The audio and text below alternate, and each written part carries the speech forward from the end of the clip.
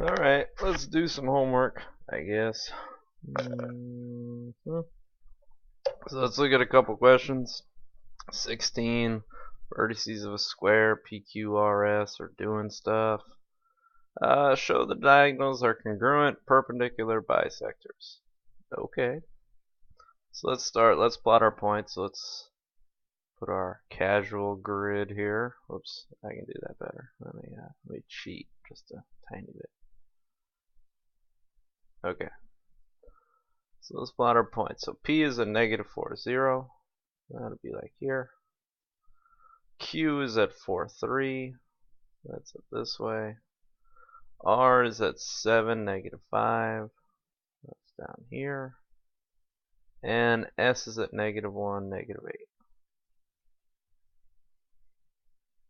Okay, and there's our square. It's perfect. 1, 2, 3, 4. Sort of perfect. Whatever. So show the diagonals are congruent, perpendicular. So let's show that they're congruent first. So congruent means that the distance from S to Q should be the same as the distance from P to R. So we just gotta do some distance formula here. So remember, distance is change in X. What in the world? Let's try that again. Change in X plus change in Y. Well, these are both squared. Let me take the square root of that, and that's distance. Right. So let's look at P to R. So P to R. So the change in X went from -4 to 7, so that's 11 squared. Plus the change in Y from 0 to -5, that's the change of 5 squared. And again, plus or minus doesn't matter here because we're just going to square it. So this is going to be square root of that, or square root of 121 plus 25, which is the square root of 146. And we could simplify that, but it doesn't really matter because we're going to do it with Q and S, and hopefully we're just going to get the square root of 146 again, and then that'll be good enough. Actually, I don't even know. 2 times that. I think that might be as simplified as it gets. Anyways, so from Q to S. So from 4 to -1, that's a change in 5. Which means hopefully this change from 3 to -8. Oh, guess what? It's 11. So 5 squared plus 11 squared is, well, that's square root of 146. So is PR the same as QS? Yes, check. Alright, we're also looking for perpendicular. Okay, so the slope of these two lines, for them to be perpendicular, has to be reverse reciprocals. Right? So let's look at our slope of PR. So we go back here. So slope's just change in Y over change in X. So Y went from 0 to -5, that's a change of 5. Over the change in X, it went from -4 to 7, that's a positive 11. Okay, which means hopefully our slope from Q to S is positive 11 over 5. Hopefully, let's check. So Q to S. So Q, Y went from 3 to -8, that's -11. And from 4 to -1 is -5. -11 over -5 does happen to be 11 over positive 5. And these are reverse reciprocals, which means that these two lines are perpendicular to each other, thereby proving, sort of, not really a rigorous proof, but it shows that our bisectors, or our diagonals here, are perpendicular and congruent. Okay? I guess we gotta do bisector too. Yeah, almost forgot about that. So what that means is that over here should be the same as over here, which means what we can look for is that this spot right in the middle should be the midpoint of PR and QS. Okay, so now we need the midpoint. And this is all stuff we've done, so it's a nice review. Okay, so midpoint, we just average the x and y coordinates. So P and R, this is, where's my marker? So -4 plus 7, -4 plus 7 divided by 2. And then our y coordinate of our midpoint would be 0, well, plus -5, or just -5 over 2. So that would give us a midpoint. This would be 3 over 2. And -5 over 2 would be negative. I'll just leave it as -5 over 2. Okay. So that's our midpoint of PR. So that should be the same as the midpoint of QS. So QS, if we average our x coordinates here, so 4 plus -1, or just 4 minus 1 over 2.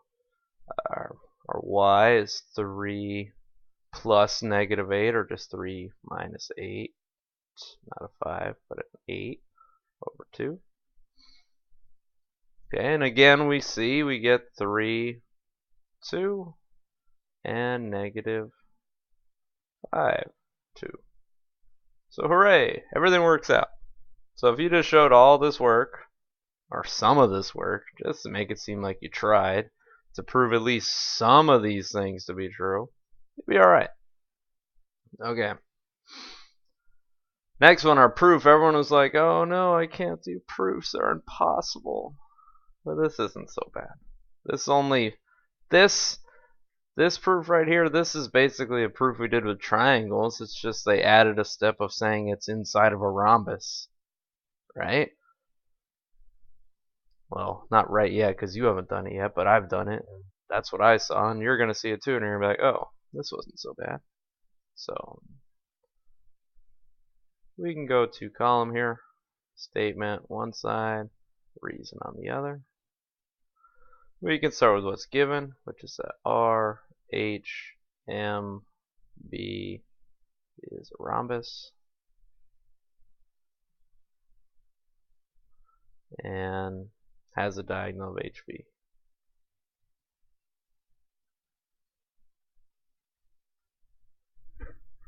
That's given. Alright. So since this is a rhombus, one thing we can say is that this angle and this angle are the same. They're congruent. Because that's a definition of a rhombus, is that our diagonals bisect our angles here. So we can say angle, what do we call this? M, H, X is congruent to angle say R, H, X. Well, what's it? Actually, we skipped one small step here. Hopefully, you're not writing this too hard. And this is more, I'd call it bookkeeping than anything else. Before we can say that they're congruent, we have to say that HB bisects MHR, the big angle here. And the reason for that is because we say if it's a rhombus, then each diagonal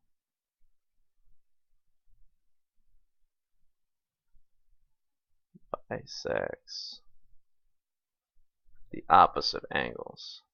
And this was from our notes. This isn't stuff I'm making up. Check your notes. We did our properties of rhombi. This is one of them. Alright, so if that's true, then these are the same. That's the definition of angle bisector.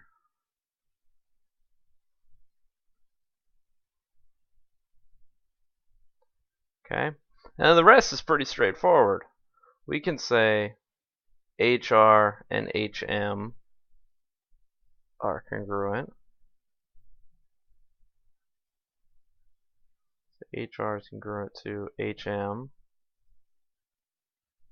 And we know those are the same because it's a rhombus and all the sides of the rhombus are the same, so that's just definition of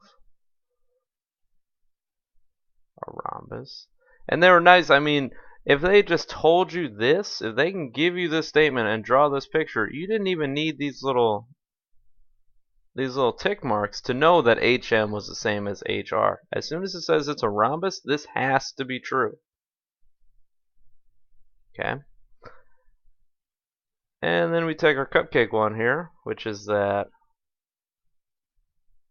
HX is congruent to itself.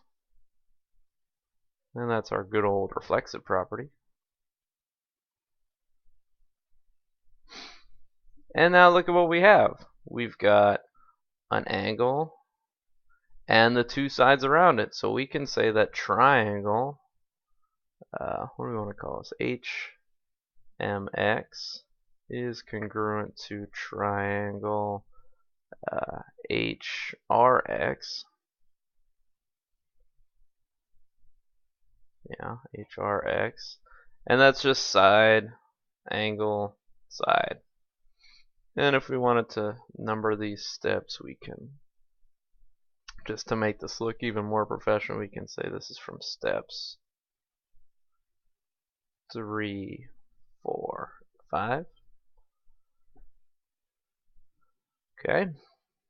So if these are congruent, then we can say, oops, too far. I can't see what I'm trying to prove anymore. Then we can say that angle HMX is congruent to angle HRX, and that's just congruent parts, or corresponding parts of congruent triangles are congruent. That's the statement we're trying to prove, so we're done. So now you can see it. Even though this is a rhombus, the rhombus really only came up for like one little part, which is that this diagonal is the bisector. They gave us one extra piece of information. Everything else is exactly the same as when we did proofs with triangles. So if you remember how to do proofs of triangles, this is really not that big of an addition, big of a change, big of a pain in the math. Alright? So hopefully you got this. The rest of the questions are pretty easy. We'll look at it all tomorrow. So good night.